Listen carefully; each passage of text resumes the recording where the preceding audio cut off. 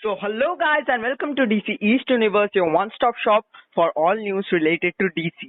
और इस वीडियो में मैं शिरूप शाह और हमारे साथ मौजूद है Shouvik Shah, the cofounder of this channel, और मेरे बहुत ही प्यारे प्यारे प्यारे भैया। तो आज मैं उनको ही कहूँगा कि वो इस वीडियो को शुरू करे, और उससे पहले मैं बताना चाहता हूँ कि कोई भी अगर इस पॉडकास्ट को देख रहा है तो सबसे पहले लाइक कर दो वीडियो को, शेयर कर दो, सब्सक्राइब कर दो यार चैनल को, because we work for you guys. तो शौविक, कुछ बताओ क्या हालचाल? हाँ तो गाइस, हेलो एवरीवन, और चलिए शुरू करते हैं आज का पॉडकास्ट। और सबसे पहले जो मैं कहना चाहता हूँ वो ये है कि ये एक स्पॉइलर पॉडकास्ट होने वाला है, तो इसीलिए अगर आप लोग अभी तक वॉच नहीं किए हैं, मतलब देखे नहीं है फ्लैश का एपिसोड 7 ऑफ सीजन 8, तो प्लीज जाके आप पहले देख लीजिए Amazon प्राइम पे, फिर you can watch this video guys. और उससे पहले जाने से पहले जरूर hit the like button and share भी कर दीजिए, क्योंकि आपका भाई का चैनल है। सो अभी शुरू करते हैं पहले जो पॉडकास्ट।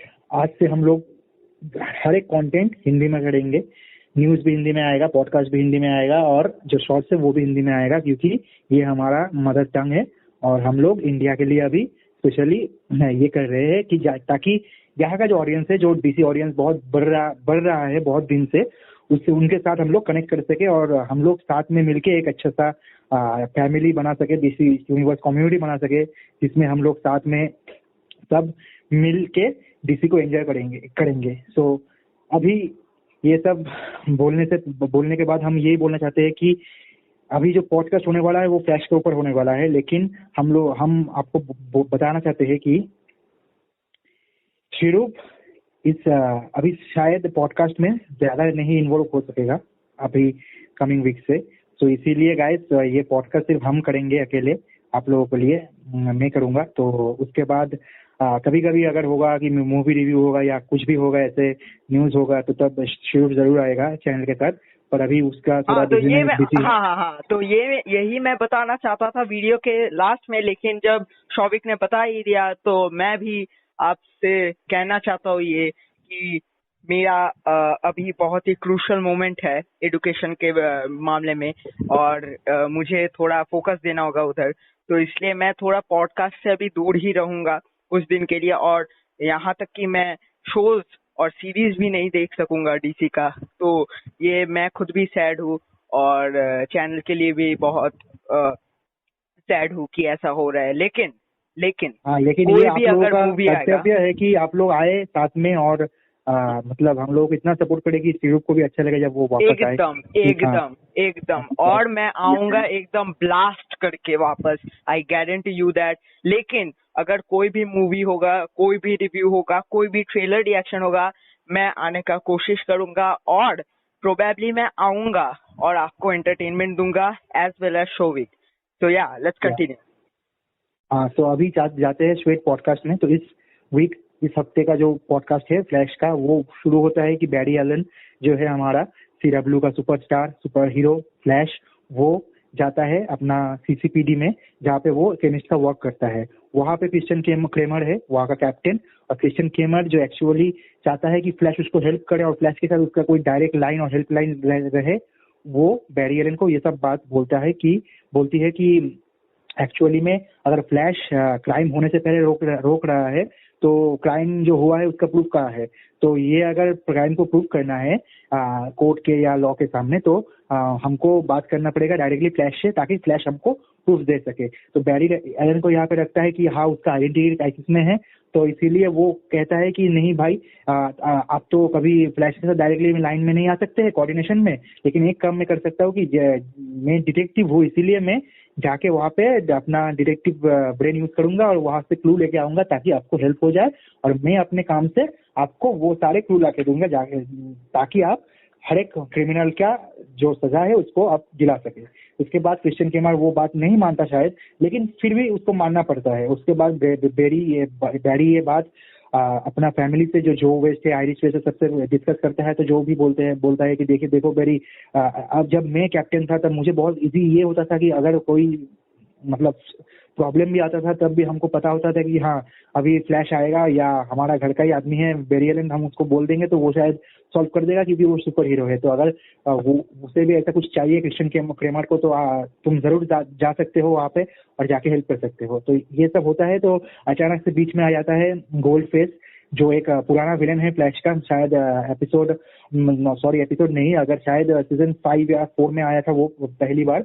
तो वो एक डॉन माफिया है जो गोल्ड के लिए पागल है और गोल्ड खरीदने के लिए कुछ भी कर सकता है, कुछ भी बेच सकता है या किसी को भी मार सकता है। तो वो आता है, पूरा सीसीपीडी को अपने कब्जे में कर देता है एक धुआं से, जो कहते हैं एक टीयर गैस या समथिंग लाइक दैट।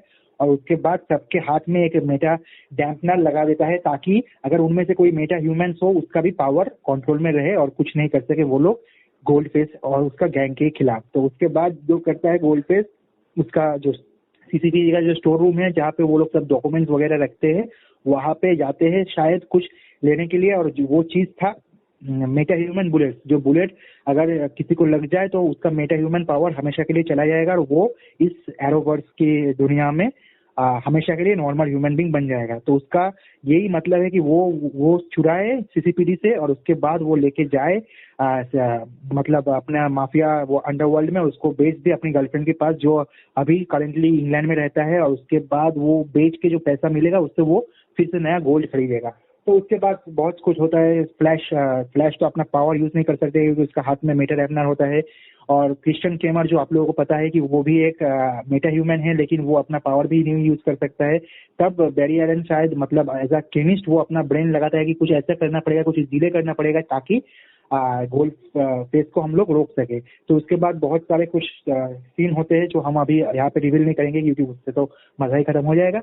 तो आप जाके फिर वो देख लेना एक बार, क्योंकि आपको भी तो देखना है ना, मेरे मुझसे सुन के सब कुछ नहीं होगा। तो उसके बाद जो होता है वो है कि मतलब फ्लैश को ये आइडिया आता है, मतलब बैरी को ये आइडिया आता है, अपना बैरी को, कि जो हमारा क्रेमर है उसका मेटा ह्यूमन पावर यही है कि वो डुप्लीकेट कर सकता है, किसी भी मेटा ह्यूमन का पावर को वो डुप्लीकेट कर सकता है मिनिमम 30 सेकंड के लिए। तो उसको लगता है कि अगर गोल्ड फेस का जो पावर है कि उसका गले में गोल्ड चेन है जो स्ट्रेचेबल है, वो उसको यूज करते हैं, वो काइंड ऑफ उसको मतलब कंट्रोल करता है गोल्ड को, उसको मतलब एलॉय को ऐसे बेंड करता है, ऐसे स्ट्रेच करता है, मतलब वो गोल्ड का चेन उसका हिसाब से उसका माइंड बेंडिंग साइकिक पावर से वो काम करता है। तो इसके बाद जो होता है तो वो बोलता है क्रिश्चियन क्रेमर को, आप एक काम करिए, आप थोड़ा डिले करिए और अपना साइकिक पावर यूज करिए ताकि आप जाके वहाँ पे अपना डुप्लीकेट पावर यूज करके आप गोल्ड फेस को रोक सके। तो उसके बाद क्रेमर तो पहले मतलब बहुत डाउटफुल था कि नहीं मुझसे ये नहीं होगा। तो तभी बैरी को समझ में आता है कि अभी क्रेमर अपना पावर के फुल फोर्स में नहीं है और अपना ऊपर उतना भरोसा भी नहीं है उनको, इसीलिए वो बैरी का मतलब फ्लैश का हेल्प चाहता है, क्योंकि फ्लैश ऑलरेडी एक बहुत बड़ा सुपर हीरो है इस दुनिया में, बहुत दिन से सुपर हीरो है।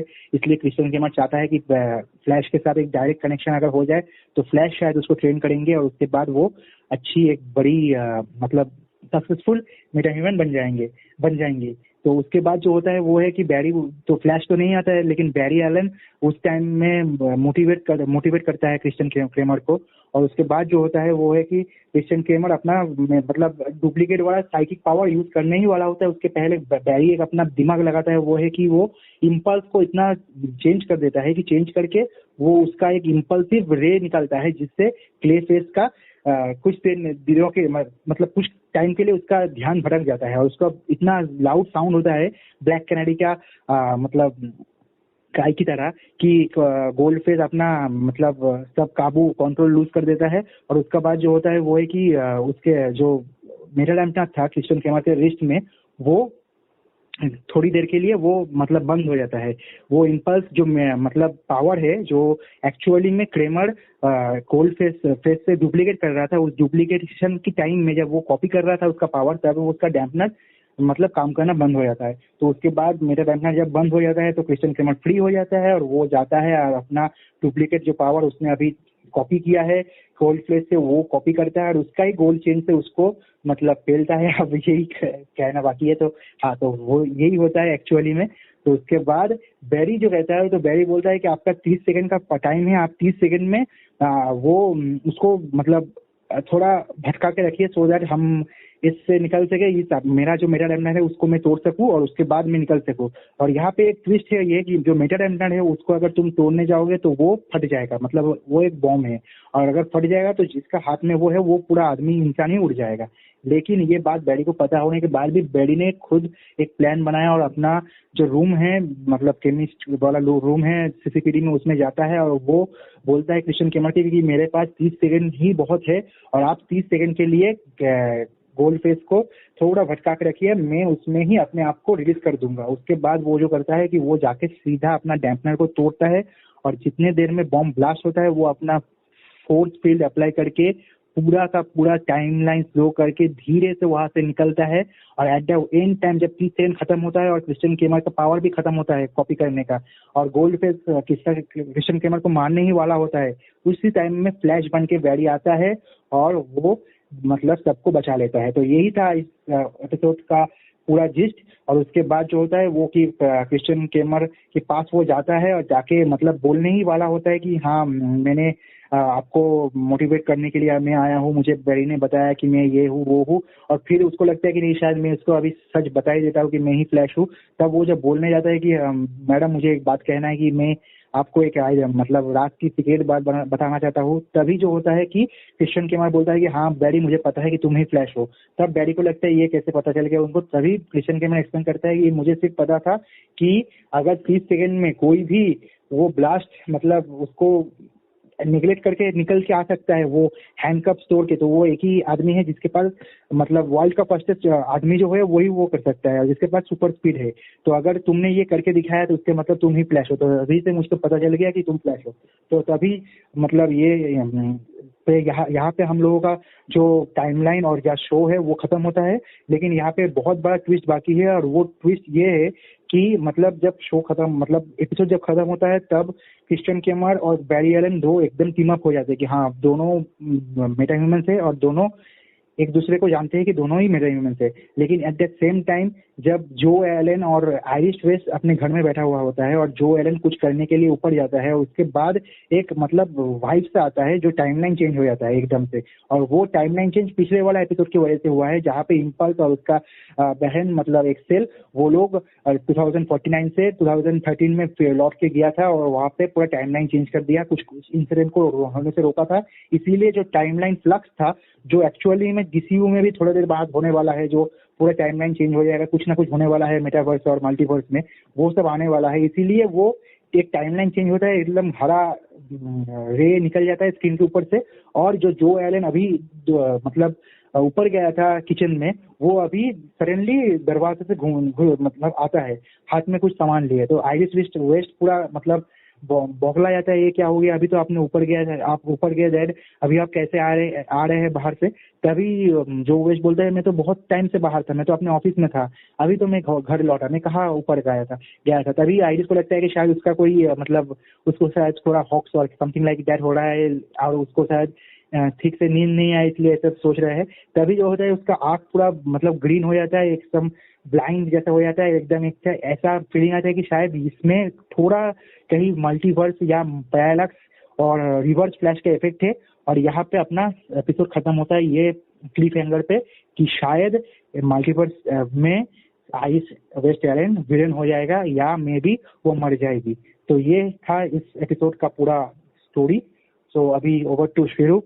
मेरा रेटिंग इसके पहले मैं दे दूंगा। मेरा रेटिंग इस एपिसोड के लिए यही था कि मतलब जब से लौटा है फ्लैश ये शो एकदम बढ़िया चल रहा है, बेस्ट एज दैट वाज जब सीजन 5 में जैसा ये एकदम one of the best show था सीडब्ल्यू का अभी भी यही है ये शो मुझे लग रहा है। और जब से आर्मागेडन का एपिसोड होके गया है 5 एपिसोड, उसके बाद जो 6 या 7 वाला आया है, perfect VFX, casting, everything, acting और एडिटिंग भी बहुत अच्छा है। वीएफएक्स वाइज, स्टोरी वाइज बहुत अच्छा लग रहा है। स्टोरी का एक फ्लो है जो ऑडियंस को ग्रिप करता है। तो इसीलिए मेरा रेटिंग रहेगा definitely 9.5 out of 7, sorry not 7 out of 10। तो या तो उसके बाद हम अभी शिरूप से जानते हैं उनका क्या रिएक्शन है। सो व्हाट डू यू शिरूप? हाँ, तो मैं तो इतना ही बताना चाहता हूँ कि भाई अगर हमारे दोस्तों ने इतना वक्त हमको दिया और इतना तक हमें देखा है, तो मैं ये बताना चाहता हूँ, मैं उनको शाउट आउट देना चाहता हूँ बस बिकॉज आई नो कि तुम लोग ही असली व्यूअर्स हो and you all are really there to support us, so thank you so much for that. And उसके बाद अगर मैं शो में जाता हूँ और इस सीरीज में, इस एपिसोड में आता हूँ, तो भाई मैं तो एक ही चीज बताना चाहूंगा, बैरी एलन का धमाल। सच्ची में, क्योंकि हम लोग कुछ एपिसोड से देख रहे हैं कि बैरी एलन को किस तरह से ये लोग एक्सप्लोर कर रहे हैं। पहले हमने फ्लैश के हिसाब से देखा था बैरी एलन को, लेकिन हम लोग बैरी एलन को कहीं ना कहीं खो दिए थे। तो मुझे लगता है कि इस सीजन में, इस एपिसोड में भी और इस सीजन में भी बैरी एलन को निकाला गया है और निकाल के उसको पूरी तरह एक्सप्लोर किया गया है, जहाँ पर हम देख सकते हैं कि फ्लैश होने के बावजूद भी वो अपने ओरिजिनल माइंड से कितना सोच सकता है और कितना कुछ कर सकता है without the help of any Meta powers. ये तो हम लोग ने देखा। और उसके बाद क्या ही कहूँ गोल्ड फेस के बारे में, वो तो एक high level super hero, super villain है, सॉरी, ठीक है। वो आया, बहुत ही एक्शन हुआ। मैं ज्यादा कुछ बताना नहीं चाहूंगा क्योंकि जो जिस था वो शोविक ने बता दिया। मगर अगर कैरेक्टर के बात करूं मैं, तो गोल्ड फेस भी बहुत ही अच्छी स्टोरी लाइन के साथ एक्टिंग किया है। और मैं अगर सब कास्ट के बारे में बात करूं, तो हर एक एक्टर अपने आप को इस स्टोरी में लेके आया है। मतलब दे हैव डिफाइंड देमसेल्फ, जिसको हम बोलते हैं इंग्लिश में। तो ये हुआ कैरेक्टर्स के बारे में। और भी बहुत सारे छोटे छोटे डिटेल्स है, जैसे शौविक ने मेंशन किया लास्ट में कि हम लोग को पता चल सकता है उस सीन से कि आइरिस को शायद फ्यूचर में विलेन बनाया जा सकता है मल्टीवर्स में, या फिर उसको मारा भी जा सकता है। किसी को नहीं पता, हमको भी नहीं। तो उसके लिए आपको देखना पड़ेगा Amazon प्राइम पे द फ्लैश।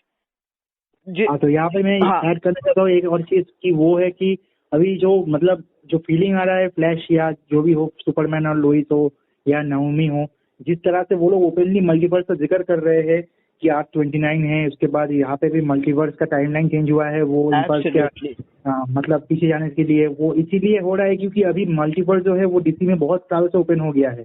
जो क्राइसिस ऑफ इन्फिनिट अर्थ था, जो क्रॉसओवर इवेंट था मतलब एरोवर्स का, उसमें पहली बार किसी ने मतलब मार्वल से पहले डीसी ने वहां पे पहली बार के लिए मतलब डीसीयू से भी पहले एरोवर्स ने अपना मल्टीवर्स ओपन कर लिया था। और उसी मल्टीवर्स में हम लोग जानते हैं कि फ्लैश भी मतलब शामिल है, और फ्लैश जो इज़रा मिलर का है मतलब डीसीयू वाला, वो भी सेम कनेक्ट करता है क्योंकि एरोवर्स का जो शो है फ्लैश, उसमें ग्रैंड गस्टिन के सामने अपना इज़रा मिलर, वो दोनों एक साथ आ चुके हैं। और उसके ऊपर से जो R2 का फ्लैश है जे गैरिक, वो भी यहाँ पे मौजूद रहता है बहुत सारे एपिसोड में। और 2049 जो पहली वाला एपिसोड था, इम्पल्स वाला एपिसोड, उसमें भी 2049 का अर्थ से जे गैरिक वापस आ चुका है और अभी वो जिंदा है। तो मतलब यहाँ पे कुछ ना कुछ ऐसा हुआ है जो शायद ऐसा यहाँ पे दिखाया जा रहा है कि ये मतलब इम्पल्स का गलती है जो इसके लिए ये हुआ है। लेकिन मुझे लगता है कि ये जो चीज है, जो मल्टीवर्स है, ये शायद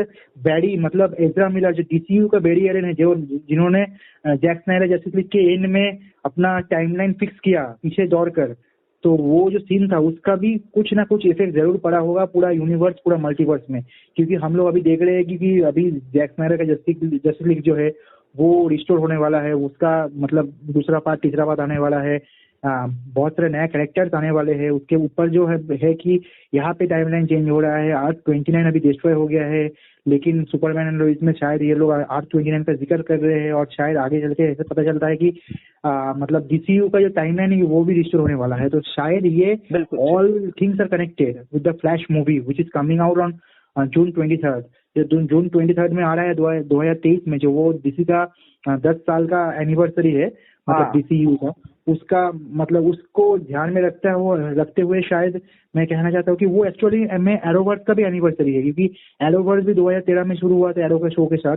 तो अभी जब एरोवर्स का भी 10 साल का एनिवर्सरी होगा और डीसीयू का भी 10 साल का एनिवर्सरी होगा, और एक ही टाइम पे होगा, और मूवी आएगा फ्लैश। और अभी जो र्यूमर चल रहा है कि फ्लैश में ग्रैंड गस्टिन भी होगा। सो अभी जो मुझे लग रहा है कि ये सब चीज एक ही साथ मल्टीवर्स में कनेक्टेड है कि यहाँ और पे आप सोच भी सकते हो कि जब एरोवर्स के जब एरोवर्स के बैरी और स्नाइडर वर्स के बैरी के साथ मिलाप होगा तो क्या क्या हो सकता है इस मल्टीवर्स में। हाँ, क्योंकि वो तो एक बार एक्चुअली वो तो हो चुका है क्राइसिस ऑफ इन्फिनिट अर्थ में। हाँ। दोनों सामने सामने आ चुके थे, लेकिन अभी उस सीन का जो मतलब रेट्रोस्पेक्टिव वर्जन है, मतलब वो जो इज़रा मिलर का आई से जो सीन है उसको देखना बाकी है। वो शायद फिल्म में एक्सप्लेन होगा कि हम लोग देख लिए है कि एरोवर्स में कैसे इज़रा मिलर पहुंच गया, लेकिन अभी हमको देखना है कि मूवी में कैसे इज़रा मिलर इस यूनिवर्स में आता है और कैसे सब यूनिवर्स एक साथ कनेक्ट होता है। तो यही बात है जो अभी बहुत इंटरेस्टिंग बना रहा है। और जैसे हमको लग रहा है कि सीजन 8 जो है पूरी मल्टीवर्स का शो होगा, और ये जब आगे जाएगा तब बहुत सारा कुछ टाइमलाइन में चेंज होगा। शायद एरो वापस आ जाए, शायद बैड वुमेन के जगह बैड मैन आ जाए इस एरोवर्स में, शायद जोकर जो मर गया है एरोवर्स का वो जोकर लौट के आए, शायद कुछ और हो जाए, शायद मतलब कोई नया सुपर हीरो आ जाए जो हमको पता नहीं था, मालूम नहीं था जैसे होता है, या शायद कुछ तो बेसिकली कुछ शब्दों में अगर कहे तो इस वक्त डीसी ऐसे मोड पर है कि वो यहाँ से मल्टीवर्स में कुछ भी कर सकते हैं with logical reasons giving bye them. हाँ, तो अभी आप लोगों को लगता है कि यहाँ पे क्या हो रहा है, उस पे क्या हो रहा है कि समझ में नहीं आ रहा है, तो अभी हम बोलेंगे कि सिर्फ देखते रहिए, क्योंकि डीसी जो है वो मार्वल की तरह मतलब ऐसे कनेक्ट करते करते स्टोरी नहीं बनाता, वो सेपरेट बनाता है स्टोरी। वो अपना अपना स्टोरी हमेशा अब बहुत मतलब सोलो रिलीज जैसे करता है। जैसे आप देख लीजिए जोकर मूवी या बैटमैन हो जाए, सब अपने अपने यूनिवर्स में अलग अलग जगह पे मतलब मौजूद है, लेकिन एक ही मूवी बनाएगा। शायद वो फ्लैश हो या कुछ भी हो फ्यूचर में शायद, लेकिन वो एक ही मूवी होगा जिससे पूरा का पूरा मतलब यूनिवर्स एक साथ कनेक्टेड हो जाएगा। और वो सारा अभी तक कनेक्टेड है, जो ऑलरेडी एक बार हो चुका है क्राइसिस ऑफ इन्फिनिट अर्थ में। जब वो शो आया था तब सब पागल हो चुके थे, सबको लग रहा था कि ऐसा शो कभी नहीं देखा उन्होंने टीवी में। ये एंड गेम जैसा इवेंट था टीवी के लिए, जहाँ पे हम लोग देखे कि पूरा मतलब जितने भी मूवीज थे, जितने भी शोज थे, मतलब 1960 से शुरू करके सब कुछ एक साथ था और सब कुछ मतलब कनेक्टेड था। तो उसके लिए एक मल्टीवर्स बना, और उस मल्टीवर्स में जो अर्थ प्राइम है उससे आता है हमारा हम लोगों का डीसीयू, जो अर्थ मेन है उससे आता है हमारा एरोवर्स, और जो अर्थ 2 है वहाँ पे आता है हमारा बैटमैन और स्टार गर्ल, और बहुत सारे अर्थ है, अर्थ 11, अर्थ 79, अर्थ 88, अर्थ 12 जहाँ पे ग्रीन लैंटर्न है, अर्थ 29 जहाँ पे नाओमी है।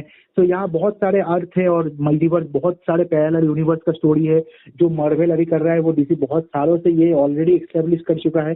तो हम सिर्फ एक ही बात कहेंगे गाइस कि just be there, have patience and be supportive to the Snyderverse. आप जिसका भी फैन मैं बस इतना कहना चाहता हूँ कि आपको शायद प्रूफ मिल ही गया होगा कि कैसे माइकल कीटन का बैक होने का अनाउंसमेंट हमें मिला है, और हमें पता चल रहा है इसी से कि डीसी ने ये वाला जो काम है मल्टीवर्स का वो बहुत पहले से ही शुरू कर दिए थे, और अभी हमें जाके मालूम पड़ रहा है एक एक छोटा छोटा चीज। तो आप सोच ही सकते हो अगर डीसी इतना वेट करके इतना हाइप बढ़ा के कुछ बड़ा कर सकता है, तो आप ये भी सोच सकते हो कि वो लोगों ने जो डेट्स पीछे किए थे सब मूवीज का तो रीशूट्स के लिए, तो वो भी क्या होने वाले हैं।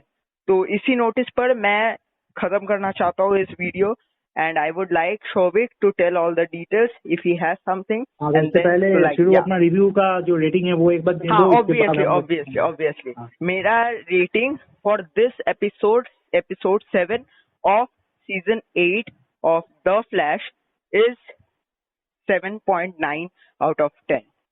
I hope it's a good rating, fairly partially great rating if you can say. और हाँ यही। अच्छा ठीक है, तो उसके बाद हम अभी जो कहना चाहते हैं कि अभी जो अगले हफ्ता है वहाँ पे हम लोग डीएमसी जो शो नया आया है HBO मैक्स में, उसका एपिसोडिक पॉडकास्ट करेंगे, एक साथ नहीं करेंगे शायद। जो एक साथ आ गया 400 एपिसोड, लेकिन हम लोग एक एक करके ही करेंगे, या शायद मैं करूँगा खुद। तो ये एक अनाउंसमेंट था गाइस आप लोगों के लिए। तो अगर आप लोगों को हमारा चैनल बहुत पसंद है, आप लोग हम लोग चैनल का फैन है, और आप लोगों को लगता है कि आपका भाई का चैनल को बहुत पॉपुलर बनाना है, तो प्लीज अभी जाके दबाओ जो नोटिफिकेशन बटन है, मतलब वो बेल आइकन, ताकि आपको नोटिफिकेशन मिल जाए। और hit the like option, share भी कर दो वीडियोस को गाइस, कमेंट करो, कम ऑन। और ये आप लोगों का चैनल है, इंडिया का चैनल है। इंडिया को अगर आपके देश के साथ सबको अगर सामने लेके जाना है, एक साथ में रिप्रेजेंट करना है डीसी कम्युनिटी को एक सबके सामने, अमेरिका में वेस्टर्न साइड में, तो ईस्ट यूनिवर्स को, डीसी ईस्ट यूनिवर्स के जो चैनल है इसको आप लोग सपोर्ट करो और सब्सक्राइबर बढ़ाओ। So until next time, if you guys are a fan of our channel, please like, share and subscribe this video. And until next time, hashtag DC forever.